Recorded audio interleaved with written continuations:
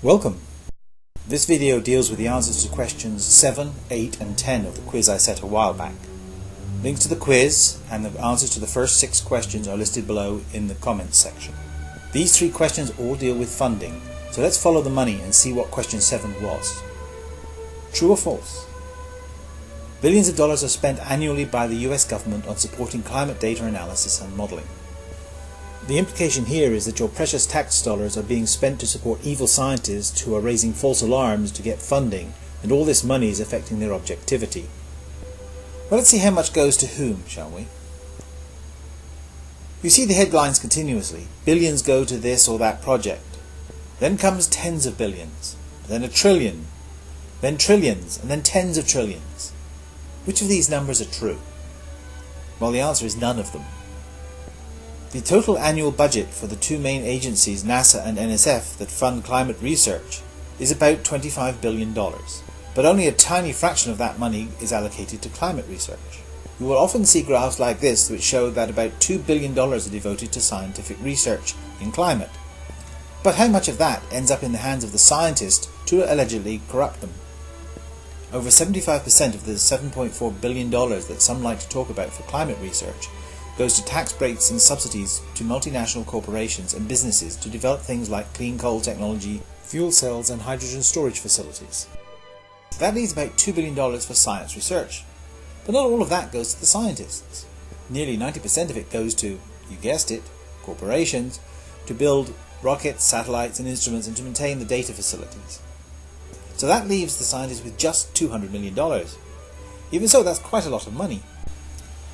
Unfortunately, over half of that goes to the institutions that employ them, mainly universities and industry, on things like overhead and profit. Most of the remaining money does not go to the senior research scientists, except for a few soft money professors, that is. It goes to pay for graduate and postgraduate students. So scientists themselves, the ones raising the alarm, have very little, if anything, to gain from being alarmists. Another aspect of this is how effective has all this alarmism been in raising climate budgets. Here's the burgundy part of that chart I showed earlier, but now corrected for inflation. Note the curve is basically flat for the last 15 years. So the answer is that all this alarmism has not produced any increase in funding at all. Meanwhile, some of the other branches of space science had significant increases in funding. These are smart people and they can see these graphs like we can. So why would they continue to use an ineffective tactic, alarmism, to get funding when they know it does not work? Perhaps because it isn't a tactic, but a genuine alarm?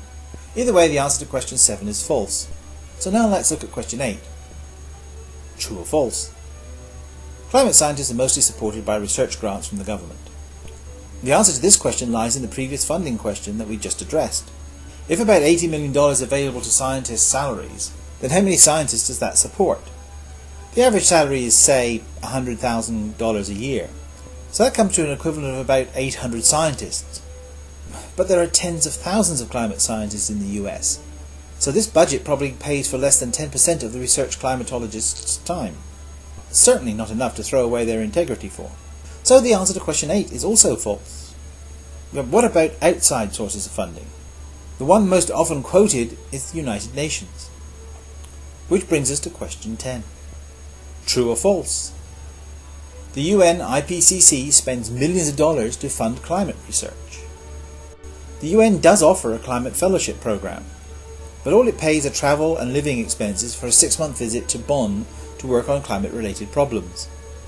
It states you must have your salary, benefits and health insurance paid for by your own government. It's not even open to scientists from most Western countries, only third world countries and small island nations.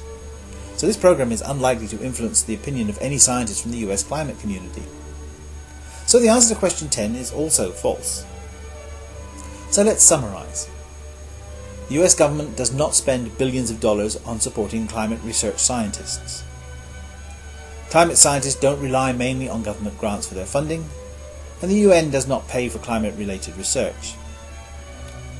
So when you hear those talking about corrupt scientists raising false alarms on bogus science to get funding, you know that you're being lied to.